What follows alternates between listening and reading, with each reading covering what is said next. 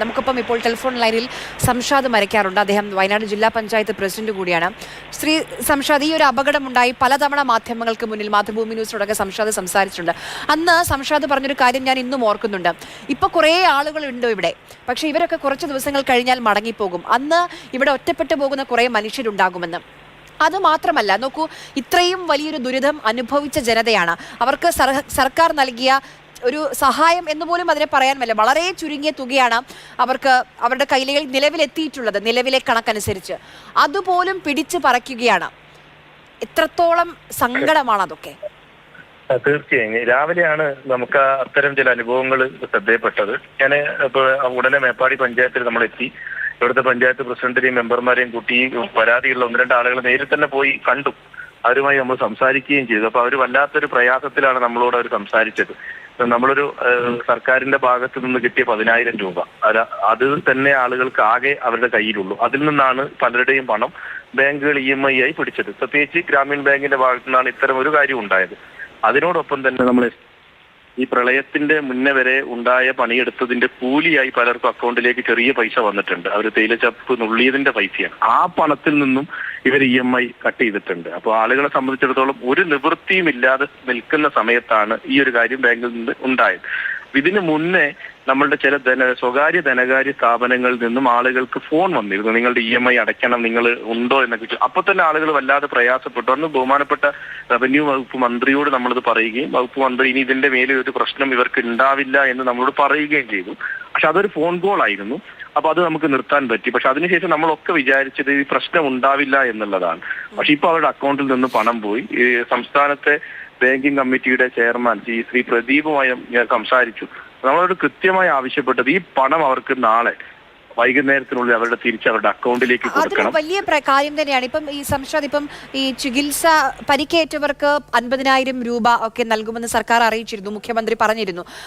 അതൊക്കെ അക്കൗണ്ടിൽ എത്തുമ്പോൾ ഈ രീതിയിൽ പിടിച്ചാൽ എന്ത് ചെയ്യാനാണ് പിന്നെ അവർ?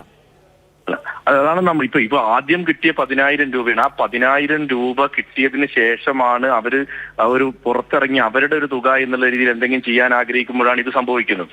അപ്പൊ ഇത് തന്നെ അടിയന്തരമായി നിർത്തുകയും ഈ പണം തിരിച്ചു കൊടുക്കുകയും വേണം.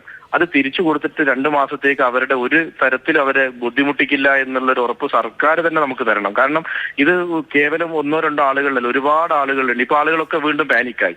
കാരണം അവര് ഇപ്പോ അക്കൗണ്ടിലുള്ള പൈസ ഇനി വരുന്നത് 10,000 രൂപ കിട്ടാത്ത ചില ആളുകളുണ്ട്. ചില അക്കൗണ്ടിന്റെ കറക്ഷനൊക്കെ ആയി ബന്ധപ്പെട്ട് അവർ വെയിറ്റ് ചെയ്യണം നാളെ കിട്ടുന്നു. അപ്പൊ അവരും പേടിക്കുന്ന വെച്ചാൽ ഞങ്ങൾക്ക് ലോൺ ഉണ്ട് പ്രസിഡന്റ്, അപ്പൊ ഞങ്ങളുടെ പൈസ ഇതിലേക്ക് വന്നാൽ അതും പോവില്ലേ എന്നുള്ളതാണ്. അപ്പൊ അതൊരു കാരണവശാലും അംഗീകരിക്കില്ല.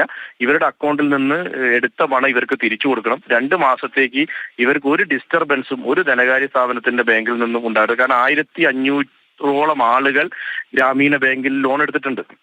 1,550 ഒരു അപ്രോക്സിമേറ്റ് കണക്കാണ്. അത്രയും ആളുകൾ എന്റെ ഒരു ബന്ധം ഉപയോഗിച്ച് നമ്മൾ പല ആളുകളിൽ നിന്ന് കണക്കെടുത്തപ്പോഴാണ് ഏറ്റവും കൂടുതൽ ആളുകൾക്ക് ലോൺ ഉള്ളത് ഗ്രാമീണ ബാങ്കിലാണ്. അത് വളരെ ചെറിയ പൈസയാണ്. പശുവിന്റെ ഷെഡ് കെട്ടാനുള്ളത്, പശു വാങ്ങാനുള്ളത്, ചെറിയ ഷോപ്പുകളിലെ ലൈസൻസ് വെച്ചിട്ടുള്ളത്, 50,000 രൂപ, 25, ഇതൊക്കെയാണ് ലോൺ എമൗണ്ട്. എണ്ണം എത്ര ഉണ്ടെങ്കിൽ ആ എമൗണ്ടിലേക്കുള്ള തിരിച്ചടവാണ് ഇവരിപ്പോ എടുത്തുകൊണ്ടിരിക്കുന്നത്. അതൊരു കാരണവശാലും അംഗീകരിക്കില്ല. ഈ പണം നാളെ തന്നെ അവർക്ക് തിരിച്ചു കൊടുക്കണം. നാളെ SLBC മീറ്റിംഗ് തിരുവനന്തപുരത്ത് നടക്കുന്നുണ്ട്. വയനാട്ടിലെ ലീഡ് ബാങ്ക് മാനേജറോട് ഈ കാര്യം പറഞ്ഞിട്ടുണ്ട്. നാളത്തെ മീറ്റിംഗിൽ ഇനി അവർ ഉന്നയിച്ചില്ലെങ്കിലും വയനാട്ടിൽ നിന്ന് പോകുന്ന DLBCയുടെ കൺവീനർ എന്നുള്ള രീതിയിൽ അദ്ദേഹം ഈ വിഷയം അവിടെ ഉന്നയിക്കണമെന്നും ഈ പണം തിരിച്ചു കൊടുക്കാനും ഇനി ഇവരെ ബുദ്ധിമുട്ടിക്കാതിരിക്കാനുള്ള നടപടി നാളത്തെ മീറ്റിംഗിൽ ഉണ്ടാവണം. നമ്മൾ തുടക്കത്തിലേ പറഞ്ഞതുപോലെ ഇവരുടെ ബാധ്യതകളെ കുറിച്ച് പല രേഖകളും ഒക്കെ നഷ്ടപ്പെട്ട ആളുകളുണ്ട്, പ്രത്യേകിച്ച് ഈ ബാങ്കിങ്ങും. നേരത്തെ തന്നെ നമ്മളോട് സംസാരിച്ചൊരു വ്യക്തി പറയുന്നുണ്ട്, കടമെടുത്തും വായ്പ എടുത്തുമൊക്കെയാണ് വീടും ഉപജീവന മാർഗമൊക്കെ മുന്നോട്ട് പോയിക്കൊണ്ടിരുന്നത്. അതൊക്കെ നഷ്ടപ്പെട്ട ആളുകളാണ്. അപ്പൊ കഴിഞ്ഞ ദിവസം അവിടെ അദാലത്തൊക്കെ സംഘടിപ്പിച്ചിരുന്നു ഈ രേഖകളൊക്കെ പെട്ടെന്ന് ലഭ്യമാക്കാൻ വേണ്ടി. ഇത്തരം കാര്യത്തിൽ ഈ EMI പിടിക്കുന്നത് ബന്ധപ്പെട്ട്, പലിശ പിടിക്കുന്നതുമായി ബന്ധപ്പെട്ട കാര്യങ്ങളിൽ അവിടെ മന്ത്രിതല സംഘമൊക്കെ കുറെ ദിവസം ഉണ്ടായിരുന്നില്ല. അവർ ആലോചിച്ചിരുന്നില്ല ഇതിനെക്കുറിച്ച്?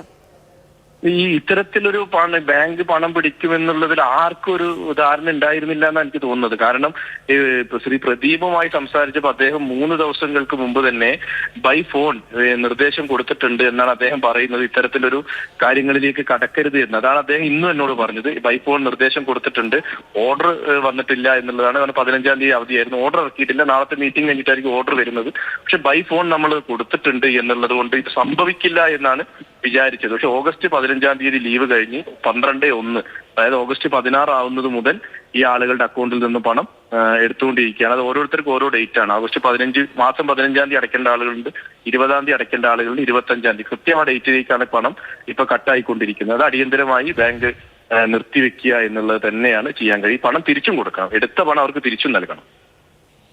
തീർച്ചയായും. കാരണം ഇതിലൊരു തീരുമാനം സംശയം അതുകൂടിയാണ്. ഇതിൽ ഇപ്പോൾ ഒരു തീരുമാനം വന്നില്ലെങ്കിൽ, അല്ലെങ്കിൽ സർക്കാർ തലത്തിൽ ഒരു ഇടപെടൽ വന്നിട്ടില്ലെങ്കിൽ ഇത് നാളെയും തുടരും. കൂടുതൽ ആളുകളിലേക്ക് ഒരുപക്ഷെ കൂടുതൽ ബാങ്കുകളും ഇതേ നടപടി സ്വീകരിച്ചേക്കാം. തീർച്ചയായും ഇത് ബാങ്കില് നമുക്ക് നേരിട്ട് ഇപ്പോൾ SLBCയിൽ ഉന്നയിക്കാം. ഇനി നമ്മുടെ സ്വകാര്യ ബാങ്കുകളുണ്ട്. സ്വകാര്യ ബാങ്കുകൾ നമ്മൾ ഫിനാൻസ്, ഇപ്പൊ നമ്മൾ ചെറിയ ഫിനാൻസ് ഒക്കെ എടുക്കുന്നത്, ഇപ്പൊ ബജാജ് ഫിനാൻസ് ഒക്കെ പോലെയുള്ള കേന്ദ്രങ്ങളുണ്ട്. അവിടെ നമുക്ക് സംഭവിക്കുന്ന അക്കൗണ്ടിൽ നിന്ന് ഓട്ടോമാറ്റിക് ആയിട്ട് കട്ട് ചെയ്ത് പോകുന്ന ഒരു പ്രോസസ്സാണ്. അപ്പൊ ആ അക്കൗണ്ട് ആയിരിക്കും ഇവരുടെ നഷ്ടപരിഹാരത്തിനായി നമ്മൾ കൊടുത്തിരിക്കുന്ന അക്കൗണ്ട് എന്ന് പറയുന്നത്. അപ്പൊ അതിലേക്ക് പണം പോകുമ്പോൾ സ്വാഭാവികമായിട്ട് ഈ കട്ട് അവിടെയും നടക്കും. അപ്പൊ ഇത് ഏത് ധനകാര്യ സ്ഥാപനമാണെങ്കിലും, നാഷണലൈസ്ഡ് ബാങ്ക് ആണെങ്കിലും അല്ലാത്ത ബാങ്ക് ആണെങ്കിലും സ്വകാര്യ ധനകാര്യ സ്ഥാപനങ്ങളാണെങ്കിലും ഒക്കെ സർക്കാർ ഒരു ഉത്തരവിലൂടെയോ ആ SLBC തീരുമാനപ്രകാരമോ 2 മാസത്തേക്ക് പണം കട്ട് ചെയ്യരുതെന്നും, കട്ട് ചെയ്തു പോയതിന് ബൈ മിസ്റ്റേക്ക് ആണെന്നാണ് അവർ പറയുന്നത്. അത് മിസ്റ്റേക്ക് ആണെങ്കിൽ അവർ തിരിച്ചു കൊടുക്കണം. പക്ഷെ അത് മിസ്റ്റേക്ക് അല്ല, അത് അവർക്ക് അത്ര വലിയ ഗൗരവത്തിലെടുത്ത്. പക്ഷെ ഞാൻ പറയുന്നത് ഇതിനകത്തൊരു ഉത്തരവിന് കാത്തു നിൽക്കുകയോ അല്ലെങ്കിൽ ഒരു നിർദ്ദേശത്തിന് കാത്തു നിൽക്കുന്നതിനേക്കാൾ ഉപരി ഒരു മനുഷ്യത്വപരമായ സമയമുണ്ട്. ആ ബാങ്ക് നിലനിൽക്കുന്നത് ആ നാട്ടിലെ ആ പാവപ്പെട്ട ആളുകൾ കാരണമാണ്. കാരണം അവർ മാത്രമാണ് അവിടെ അക്കൗണ്ടുള്ള ആളുകൾ. തേയിലച്ചപ്പ് നുള്ളാൻ പോകുന്ന ആളുകളും ഏറ്റവും സാധാരണക്കാരായ ആളുകൾക്കുള്ള 2 ബാങ്കാണ് അവിടെ ഉള്ളത്. അതിലൊരു ബാങ്കാണ് ഗ്രാമീണ. അവർക്ക് ഇതെല്ലാം അറിയാം. അവർക്ക് അറിയാത്ത കാര്യമല്ല, പക്ഷെ അവരത് ചെയ്തത് ഒരിക്കലും അംഗീകരിക്കാൻ പറ്റുന്ന കാര്യവുമല്ല. ശരി, വളരെയധികം നന്ദി ശ്രീ സംഷാദ് മരക്കാർ സംസാരിച്ചതിന്.